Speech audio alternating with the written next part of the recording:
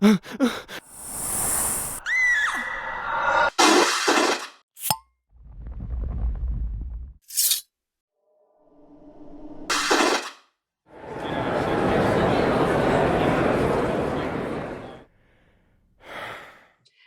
and welcome to the Supernatural Fandom Track here at Continual. And tonight we are doing the Supernatural Fight Club Season 5, where we all talk about which episodes Entertainment Weekly thought were most essential, which ones we'd add or subtract from that list, and why. So get your boxing gloves on and get your opinions ready, and we're ready to rumble. And first, let's let our wonderful panelists introduce themselves, starting with Carole Stokes. Hi, Carole Stokes. I'm a longtime fan since season 3, fanfic writer since 2012. All of my fiction is on AO3 under the moniker Firesign10, and I'm on Twitter as true_Firesign10. Great. Elektra? I'm Elektra Hammond. I'm a writer and an editor, and I've been a fan since episode 1. I found them when they started. Back when they were babies. They were so young. Sorry. Carole Malcolm. Yes, I'm Carole Malcolm, director of the Urban Fantasy Track at DragonCon, and we do cover Supernatural, and we've actually been doing panels for the last few months, what I dubbed Supernatural Rewind, going back and discussing one panel or one season each month on the panel. And we're taking a pause on our rewind until September, because in case anybody's aware, we do have this big event coming up, and I have some other things I need to be doing besides watching and taking notes in my big thick notebook. So in any case, we will be starting back up in September after DragonCon. So I hope that people will join us. And based upon your last comment, Gail, about the guys being babies, back when they were babies. What I wonder is, does anybody know what the lag time was between when the pilot was first filmed and then when they knew they had gotten picked up when they started filming the rest of the season? Any idea about that? Has anybody ever read anything? And the reason I ask that is because, to me, I mean, they look different anyway when you go back and watch the early stuff, especially season 1. But to me, there's a marked difference in the way that Dean/Jensen looks in the first episode and the way he looks the rest of the season. And so I'm just wondering if they had, if there were several months in there. I don't know. It was just something I've been wondering about. To me, and it's not just looks different, he sounds different. It could even be just a little bit like where they had different makeup artists, and you know what I mean? They probably just had assembled a crew, but it wasn't like the crew, And maybe they were trying to make him. They were filmed the pilot in LA, but then the rest of it was in Vancouver. So they probably had like different people even and stuff. That's true. And they may have been trying to make him look younger initially than, Well, not to mention that all the promo pictures are shot in like the desert, and then they go to Vancouver. Yeah. And I'm Gail Z. Martin and Morgan Bryce. As Gail, I write epic fantasy and urban fantasy. As Morgan Bryce, I write urban fantasy, male paranormal romance, but all the modern worlds are ones where Sam and Dean could walk into and feel right at home. I've been a fan since the middle of season 11, binge watched 11 seasons to get to season 12, went right down the rabbit hole, and here I am. So season 5, do you want to start with your favorites, or do you want to start by reacting to the favorites that Entertainment Weekly picked as essential? Elektra, your choice. Well, I want to make a comment first. One of the things that I've been thinking about as we go through this is the reason why I've been picking episodes is just to lay out the fact that I keep picking episodes based on how important they are to the continuity. Mm-hmm. And I keep grabbing things that have stuff in them that you need to know to understand stuff that happens later, the benefit of 2020 hindsight, or the first introduction of a character, or I'm not sure what EW is using to pick their episodes, but that seems to be the criteria that's really important to me, as opposed to the episodes I really like, which sometimes I have to weed out, because this season is rife with really good episodes, but it's the ones that are important to the mythos that I find myself gravitating to more than anything. And this one is just so full of good ones. I thought EW was pretty much spot on with ones that you had to include this time. Well, let me start with listing those, and then we can all react to their choices. Sympathy for the Devil, which is where we get the clavicle. Always the clavicle. From Becky's fan fiction. Good God, Y'all. The End. Changing Channels. Abandon All Hope. They gave us a few more than usual. The Song Remains the Same. Point of No Return. Wow, this is a lot for them. Hammer of the Gods. Wait, they can't all be. They can't all be. Wait, I must be reading this wrong. No? No, they are. They're all in there. They are. Yeah. That's a lot for them. Point of No Return. Hammer of the Gods. 2 Minutes to Midnight. Jesus, this is half the season. And Swan Song. So it's a cohesive season. It's a really cohesive season. Yeah. And a lot of the episodes are super pivotal. I'm going to go in there and say the one that really hit me as super important was Changing Channels. Why? Well, Changing Channels is where we get another shot at the trickster, and we find out he's not a trickster at all. He's the angel Gabriel, and that he's been screwing around with us that whole bit with the mystery spot. Well, fun. First, it's a super fun episode, supernatural, filmed in front of a live studio audience. That whole bit is just all the different stuff he puts them through, and then they trap him and they realize he's an angel, and he fesses up to, I'm in witness protection. And with that, we don't even get the rest of that until season 11 or 12, where we find out what's really going on there. But just, he's an archangel. I mean, there's just so much going on there. And he ends up being one of my favorite characters, certainly, throughout all of it. And there's just so much meaty stuff in there. And he starts to come into his own. And every time we lose him, he comes back. Yeah, Changing Channels is one of those episodes where it's all fun and games until Sam gets hit in the cojones. Right. I cross my legs and I'm even a guy. Carole Stokes, what do you think about that lineup? Well, I agree. It's a very cohesive season. Everything, there's a lot less of random monsters of the week or random episodes, and even episodes like Elektra said, Changing Channels, which almost looks like a random standalone episode and can be one, nonetheless has some kind of important topic that ties into, the real Ghostbusters ties in. It's a super fun episode, and everyone's like, haha, the con, and oops, the ghosts, but we still have that point there that it's their bond that people are interested in. I feel like a lot of it, we start the season with Sam and Dean are together, but it's kind of tenuous.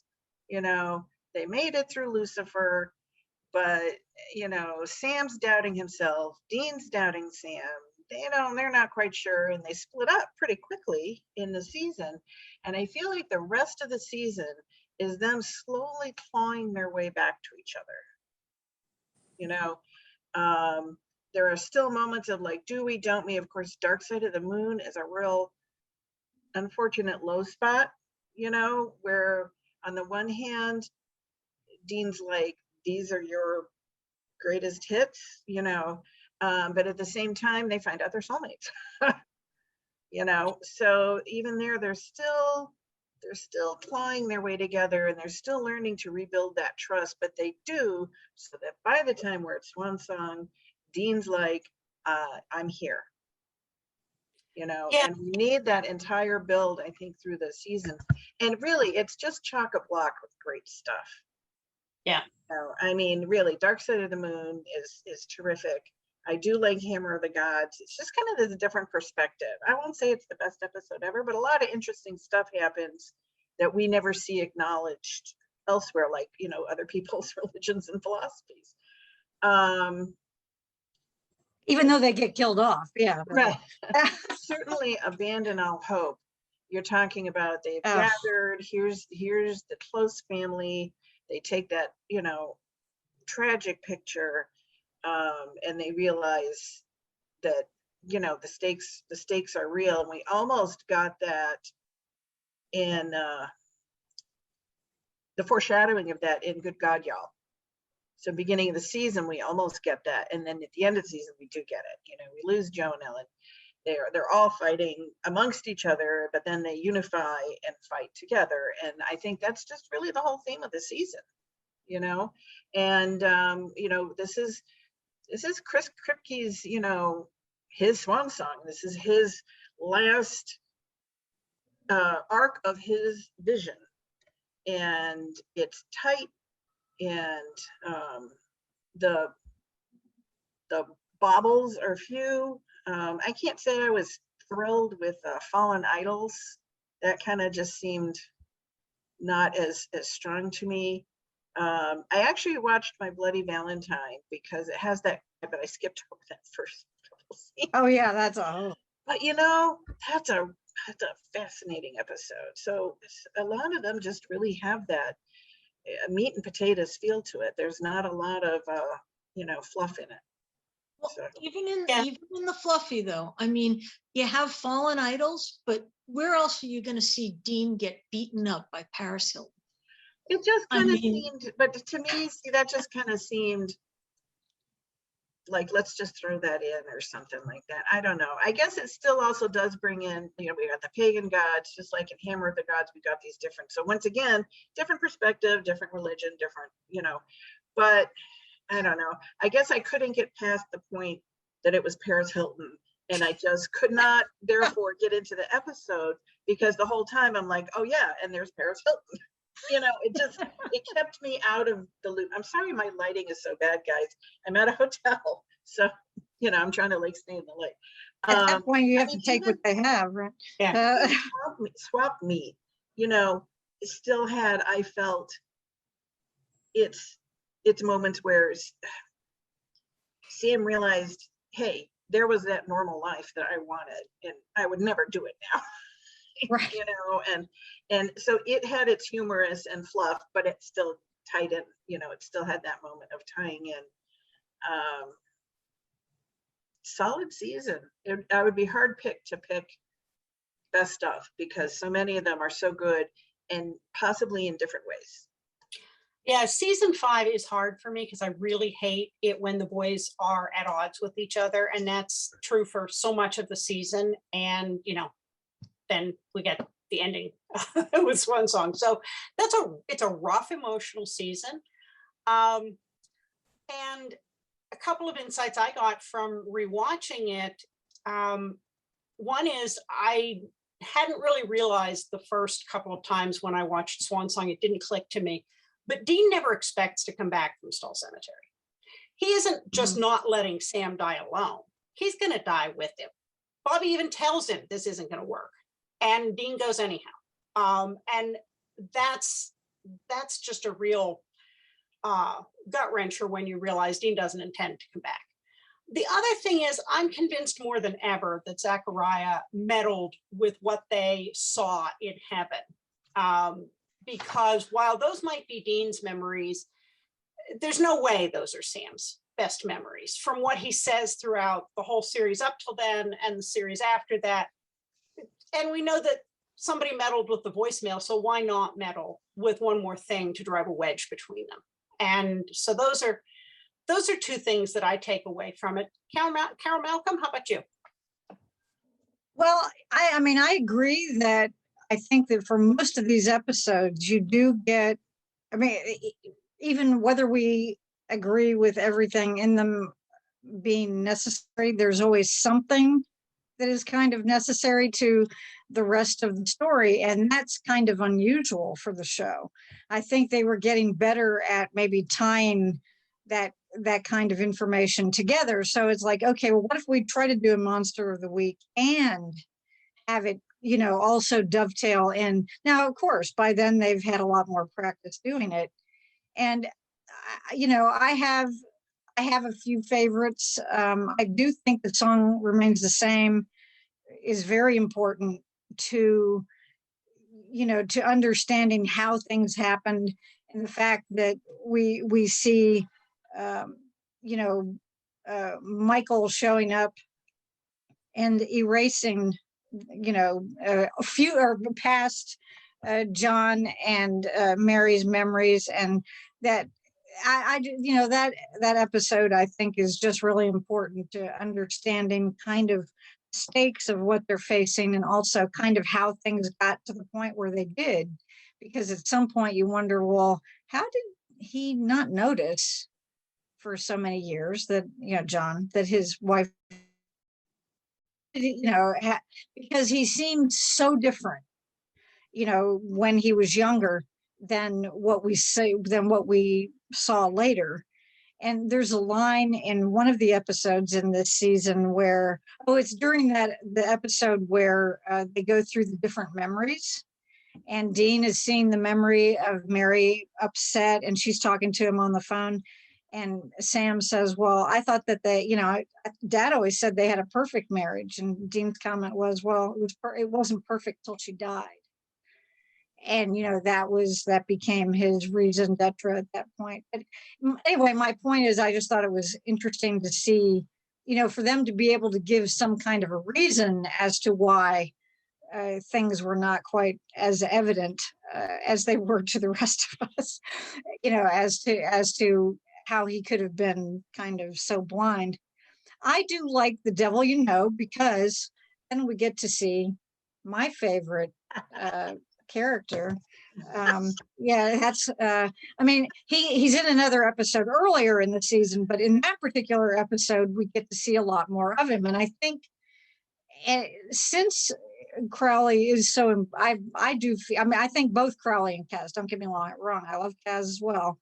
I think that Crowley's very important to how the series develops, and I think that particular episode gives a good kind of feeling for, gives you a good picture of what he's like.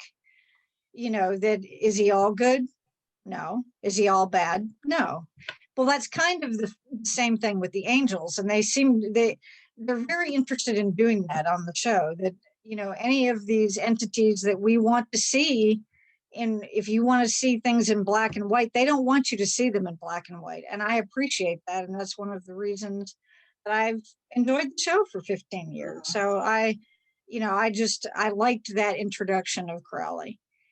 I think that both Changing Channels and The Real Ghostbusters are fun, because the Real Ghostbusters being kind of the meta thing is interesting, and for Sam and Dean to get a chance to see themselves through someone else's eyes instead of their own, because when one of these guys says, why wouldn't we, why wouldn't that be a great life to have, to wake up every day with a purpose, and to be saving people. And, and Dean's sitting there, maybe he's got a point. Sometimes it does take people on the outside looking in to give you a different perspective on your own situation. And I think that happens in that episode, aside from some of the ridiculous stuff that also occurs. And Changing Channels, I agree with that, when we find out about Gabriel being an archangel, that's huge. And I got a kick out of the scene where Castiel just pops in and he sees Gabriel and he starts to say something, and Gabriel immediately gets has his mouth covered up so that he can't say anything. And it's like, okay, he's got a reason for that. So I do enjoy those again, because of for that reason. And I do think that the finale is good. I mean, I agree with you, Gail, that, that Dean was ready to, not come back. And when you think about that in terms of the very first episode of the season, which, let's see, is called Sympathy for the Devil, at one of the last scenes, when Dean is telling Sam that, I don't know how I can get over the fact that you chose a demon over me. And, so here he is again choosing a demon, but for a totally different reason. But, they kind of bookend it, I think, very nicely. And I think for me, those are probably some of the standouts. And I apologize that I don't think I heard the last episode that you read off that Entertainment Weekly mentioned. What was it? It was Swan Song. Oh, it was. Okay. Yeah, it was. So, Well, yeah.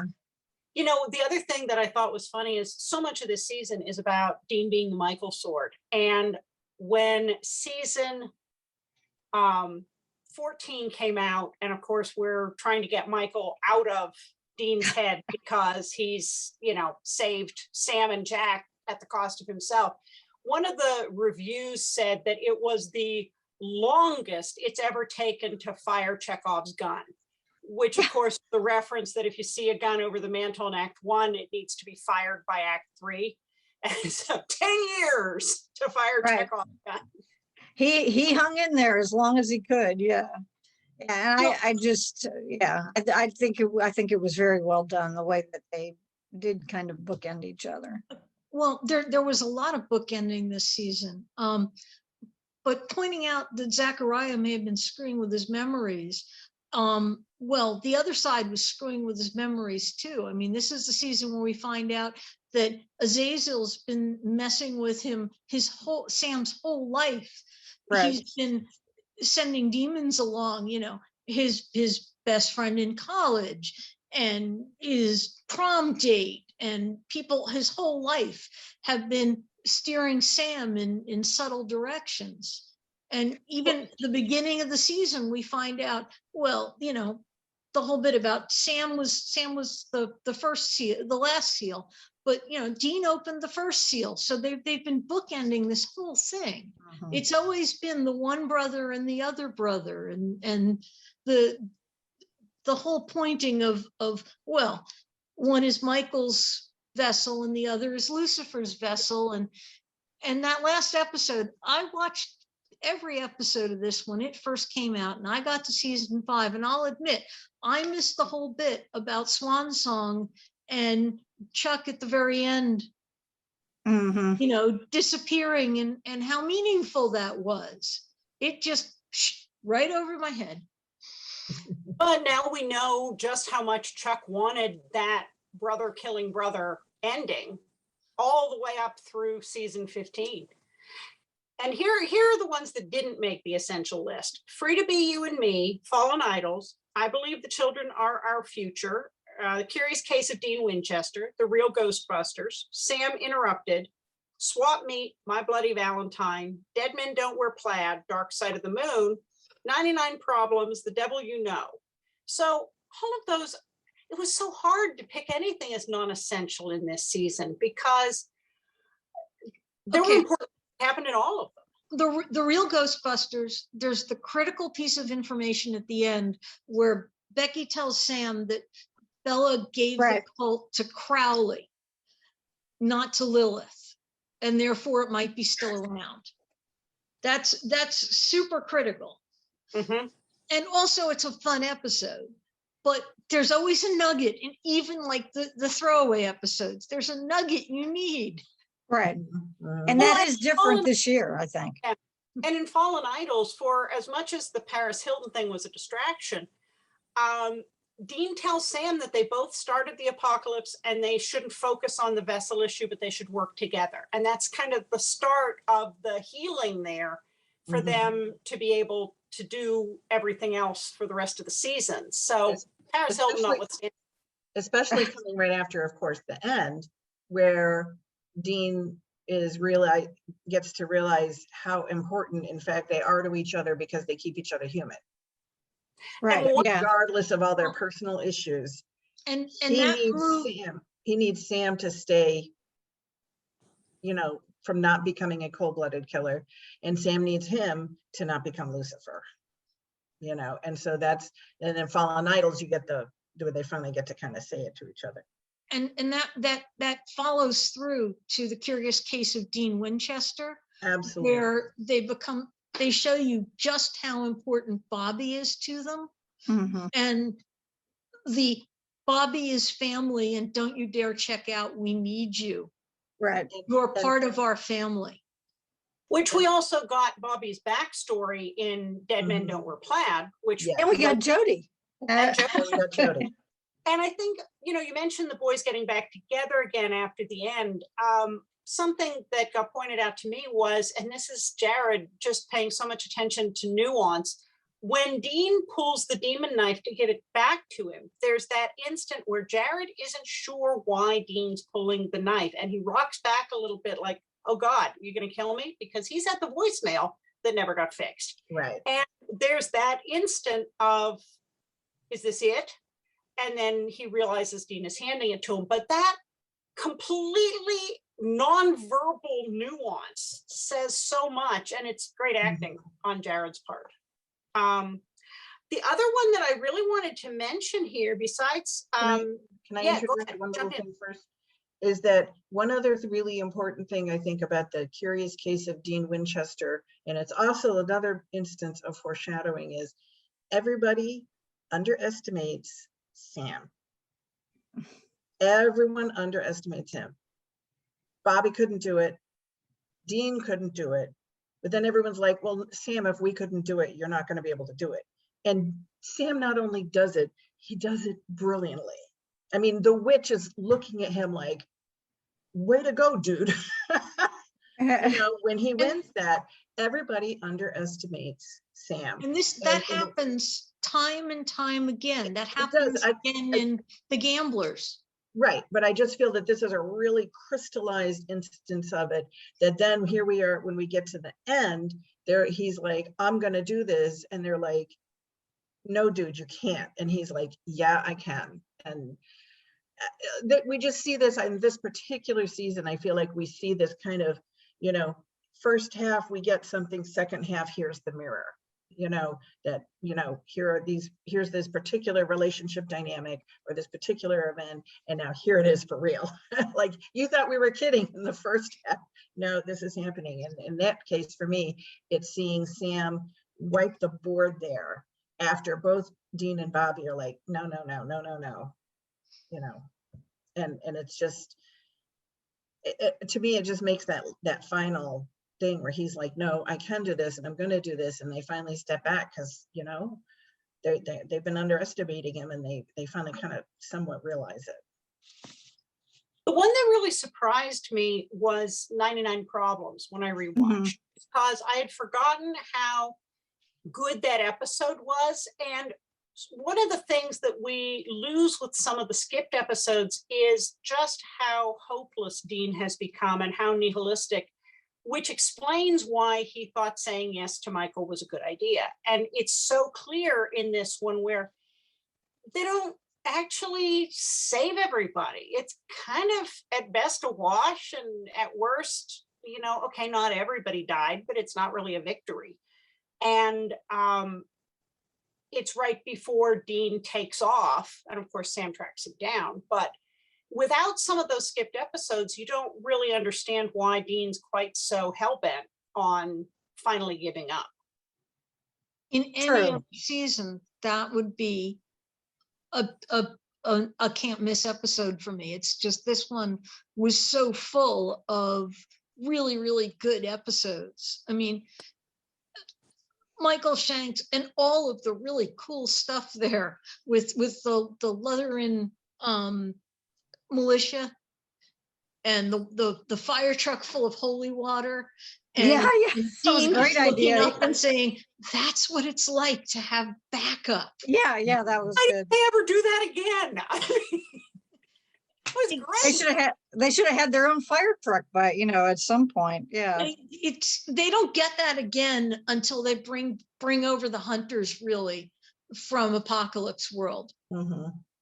Well, I liked that is an interesting episode, and the part near the end where, after it's revealed what or who that this person was not who she said she was, and she was not talking to any angels.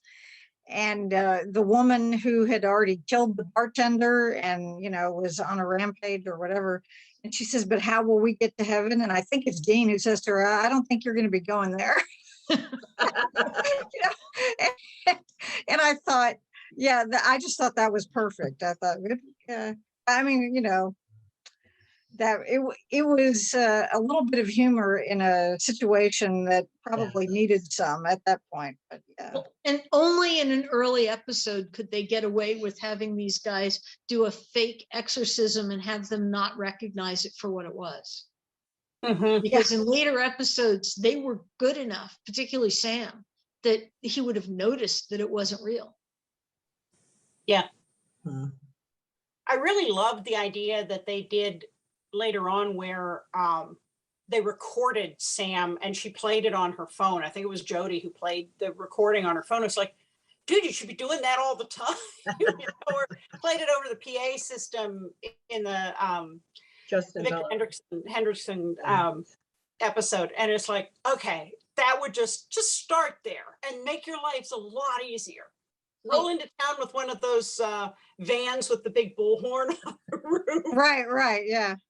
Another moment that deserves to be mentioned is in Dead Man Don't Wear Plaid, where they do their usual, yeah, we're the FBI, and I've got to talk to your supervisory agent, and they hand her the card, and Jody calls, and Bobby picks up the phone, marked FBI, and she recognizes his voice. That's priceless. And it's just, that's always worked for them before. Right. And that totally blows their cover. But then we find out that actually she and Bobby had been working together anyway with this problem. I mean, in terms of, the zombies showing up. So it was kind of an act that she was putting on, but but it didn't seem like it at the time. That's for sure. I don't think anybody knew that Jody was going to become such a big part of this. Right. Well, and Bobby originally was not supposed to last 15 years either. And he, he was only supposed to be there for one episode and it worked out. But yes, getting to see his history and what got him into hunting and then seeing the reflection, Supernatural Loves Its Mirrors, with Jody and getting her into hunting. At least the boys didn't have zombies. Yeah, that's true. Yeah. So we also had Jesse that I think a lot of us were hoping might come back as one of the power players at the end in the fight against God, but he's apparently off doing whatever Cambians do, yeah. Whatever. Yes. I would love to see him and Jack team up and just, kind of like the Supernatural version of Good Omens. They could at least go out for coffee together and say, so Right. how do you like this whole being a half human thing? Yeah, how many other people can they really talk to, There you go, Carole. You got some ideas for some.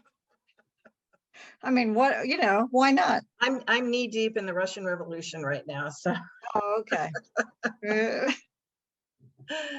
I'm flipping back through. Sam Interrupted was an interesting episode. I don't know that it contributed to the main arc in a major way. But first off, it was fun seeing the boys tell the absolute truth and get committed to a mental institution. They didn't even have to lie. This time they tell the truth and they get committed.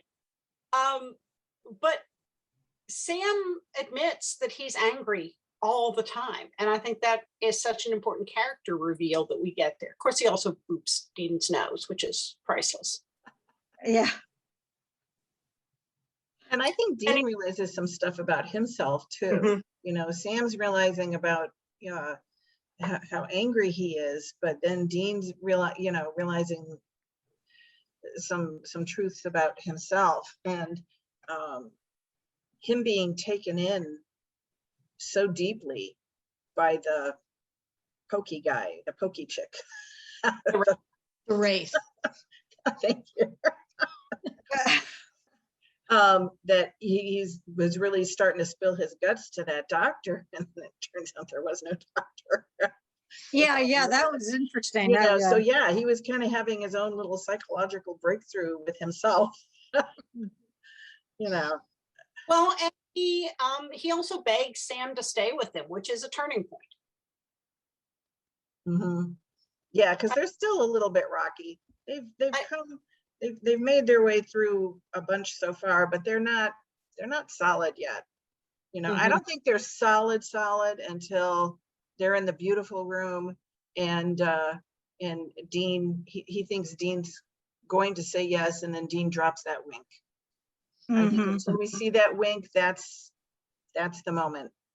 Well, and that's what Dean says in the car, that he was planning on it, but he couldn't let Sam down. And for as many times, you know, you were saying everybody underestimates Sam. For as many times as Dean and Bobby and everybody else told Sam that they couldn't trust him, they didn't believe in him. What saved the day in that is that Sam refuses to not believe in Dean and tells him that over and over again. And that changes everything, which I thought was it seemed much more pivotal to me this time watching it than it had in previous times, noticing that he still believes. And that was very important. See, Carole, now there's a good one.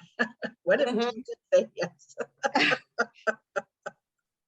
But I'm still in the Russian Revolution, so. Oh, okay. So we can't interrupt that. No. Not for another month. In a month, I'm free. You know, and the other thing that struck me in this season is how many times when Dean tells Sam why he's angry, it isn't for letting out Lucifer. That's never the first thing. It's you trusted a demon over me. Screw the rest of the world. You picked somebody over me. And that's such an interesting character insight, that it's that abandonment. Well, it's also an intentional action.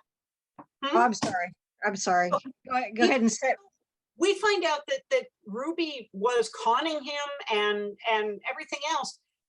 It's that abandonment that Dean can't forgive, more so than all the rest of the devils and demons and Lucifer. Yeah, well, you know, the stuff with letting Lucifer out was not an intentional action on Sam's part, though, and making the decision to take off with Ruby was. And so that, but you know, yeah, that's a form of an abandonment issue, but at the same time, I think it does have a lot to do with intentionality. Well, Dean's ultimate abandonment, of course, was that Mommy died. So there's his number one abandonment, that he's never, or not for a really long time, gets over. And then Sam abandoned him to go to college. And I think Dean cannot understand Sam choosing someone over Dean, because there's no way on God's green earth that Dean would ever pick anybody over Sam. Well, so Dean's been trying to fix things apparently forever. Right. He's been fixing Dad's messes and trying to make everything better for the family since, you know, Sam was a baby. Absolutely. But that's what I'm saying. He's always put Sam first, and he could never not put Sam first. And so he can't understand that Sam isn't putting him first. And you know, when his dad was hunting and they were young, he was in charge of Sam and he was taking care of Sam, and Sam would do stuff like run away and get himself a dog and hang out, and he was always trying to get out of it, and Dean was trying to take care of him. And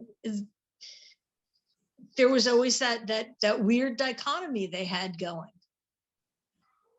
Well, and I think that Sam saw it less from Sam's perspective, it was less about choosing Ruby over Dean than it was thinking he could fix things by using Ruby and not realizing until too late that Ruby was using him. So that's one of the tragic things, is Dean's taking this so personally as an abandonment the whole season and the season before. And Sam is looking at this going, I mean, of course they're Winchesters, so they don't just say it, but he's not, it doesn't look that way to Sam, I don't think, from what we see and from what he says. And so it's tragic that that's the crux of the rift between them, when that's not what Sam intended. Sam feels like he's being practical.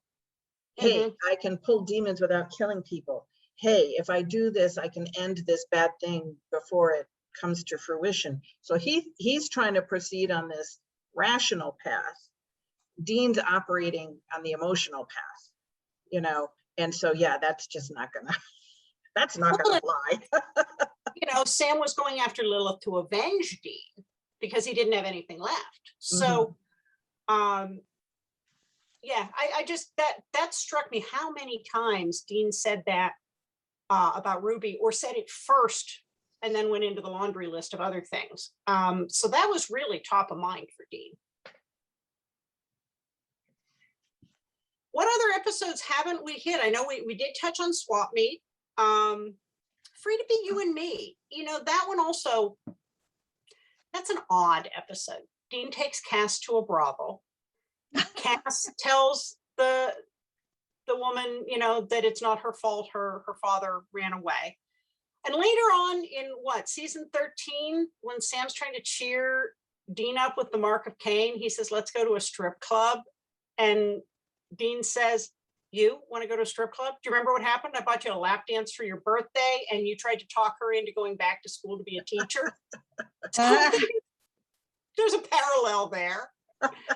Okay, but there's an important tidbit in that one too, because that's the episode where we find out about holy oil and the fact that it can hold angels. That's the first holy oil episode. So even in that weird dichotomy episode where Sam is off doing his own thing and Cass and Dean and Cass are off working a case, we get another important tidbit to the mythos that we really need, because Cass pops off to Jerusalem and gets the holy oil. There's always something. Comment for running through this season. There is something in every episode that is absolutely critical. I have to comment on the opening montage of that, where it's so beautifully, you know, Dean's knifing something and Sam's cutting up limes, and they have this kind of shot for shot, you know, Dean torches a skeleton and Sam's torching his IDs in the sink, and they're just kind of that and it's short, but oh my gosh, it's just beautifully done. Really. Well, the other thing that always strikes me in the scene where they split up at the rest stop, Sam's not saying, I don't care about you as my brother. He's saying, okay, you don't trust me. I don't trust myself. I think I'm a danger. I don't want to get anybody killed, so I'm going to take a time out. Yeah. He never says he's coming puts back. himself in timeout. He never says he's not coming back. Dean, of course, takes the abandonment piece, but Dean says, you want to take the Impala. It's the only thing he's got. That's all that Dean owns in this world other than the clothes on his back. And even now, he says to Sam, do you want the Impala? And that's like, Yeah. As angry as he is, it's still Sammy. And you see on Sam's face that he understands. You know, he acknowledges that that's, and he's like, no, he says, he turns it down, of course, but he acknowledges, I think, that just looking at his reaction to Dean's offer, that he's cognizant of what it means to have Dean have said that. Well, and then in the end, we really get, well, first off, Jensen's brilliant playing both parts. And I can't watch him running away from the Croatoans without remembering that they had to refilm that scene like 3 times because he kept outrunning the camera people. Jensen is a past. But when it really sinks in to Dean that this other version of himself is such a jerk because he didn't have a Sammy and he didn't go back for Sam. And that's a really important learning moment for Dean. Dean appalls himself. Dean is appalled by the coldness of. Okay, we've missed an entire storyline here too. Mm-hmm. The Horsemen. Yes. Are running entirely through this season. And we've kind of, I don't know, we skipped over the 4 Horsemen of the Apocalypse somehow. where we find out that they're important and it becomes critical to get their rings, and oh boy, they already had 2. So they've just got to find Pestilence and Death. And it's the start of a long and happy relationship with Death, which is just creepy when you start to think about it. Supernatural. Who knew? Yes. Death likes deep dish pizza. So Chicago is falling apart. And he invites Dean to sit down and have some deep dish. Well, and that scene is great. Watching the Pestilence episode during the current unpleasantness, with all nodding and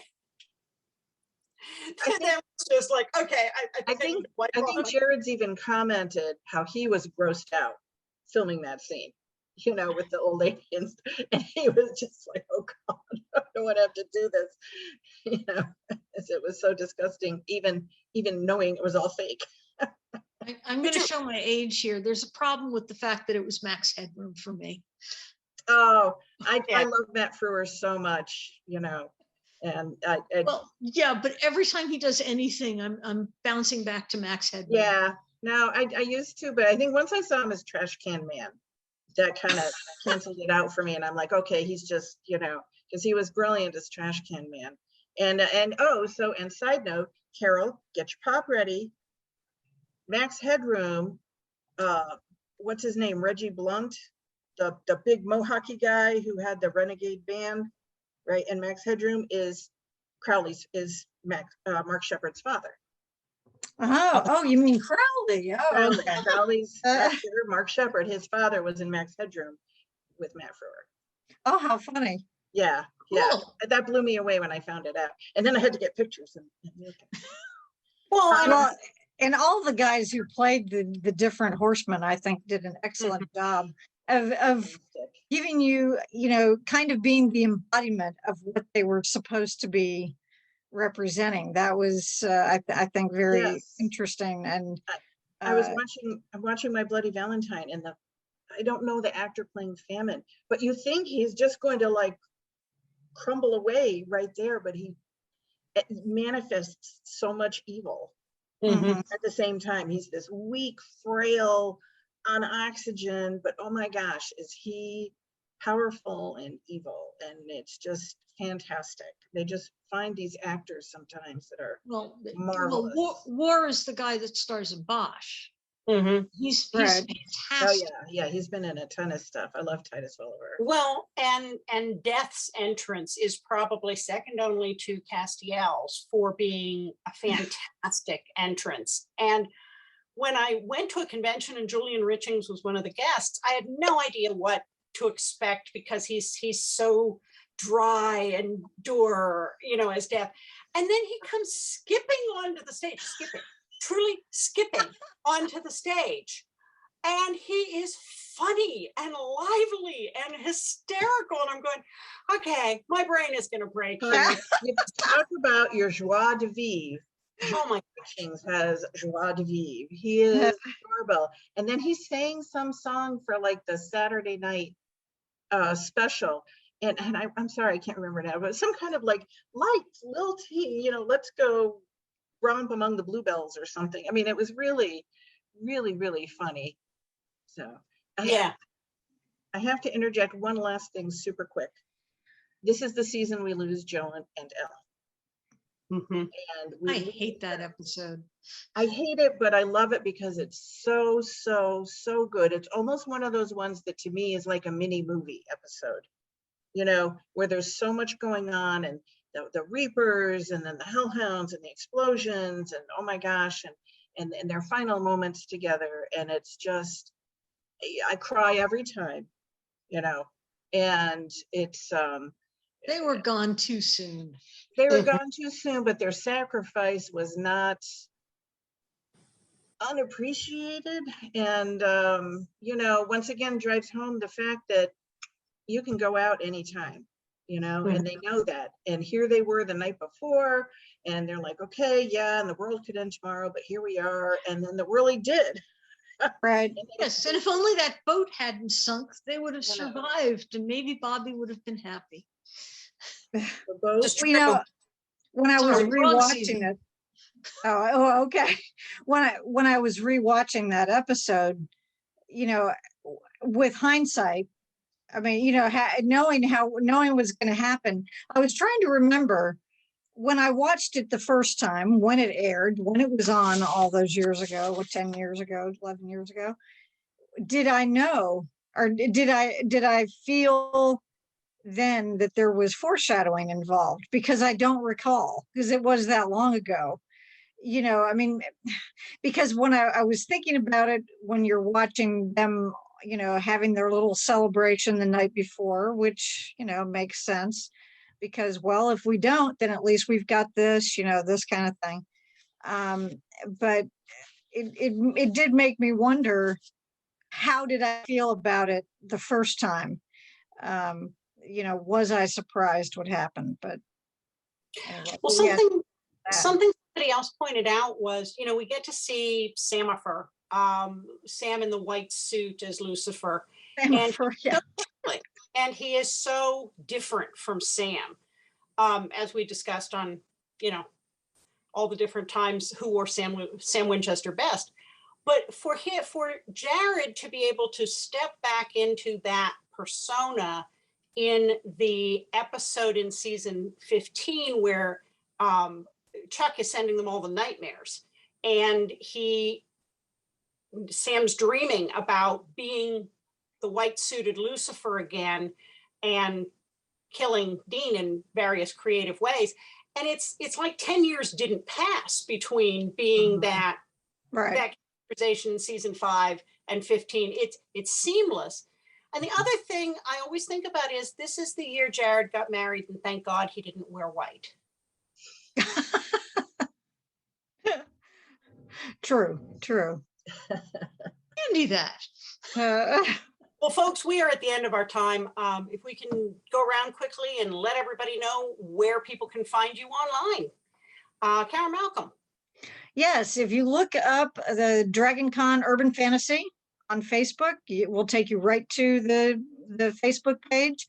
Same thing will happen on YouTube. We have a YouTube channel where you can find all of our rewind episodes, as well as you know, panels like this on many other shows that are urban fantasy as well, and also some book and lit things and author interviews. So you can find all of that on YouTube, and we do have a Twitter also. You can find us there, again, just Dragon Con Urban Fantasy, and that's the easiest way, rather than telling you 3 different addresses in order to find them. So I hope that people will come and check out some of our content. You will see Gail in all of the supernatural things on the YouTube channel, and it's always fun. Elektra. I'm Elektra Hammond. You can find me at untilmidnight.com. I'm hither, thither, and yon, and watch for a big announcement soon. Ooh. Carole Stokes. You can find me on Twitter as true_firesign10, and all my stories are on AO3 under firesign10, and you'll often see me here on Continual and lurking on Gail's TFWNCCon page. Oh, I got it. You did. Team Goodwill, North Carolina.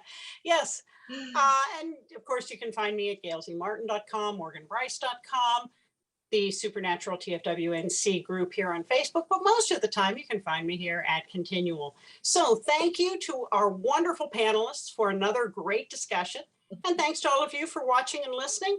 There'll be more Supernatural here on Continual, so we'll see you online.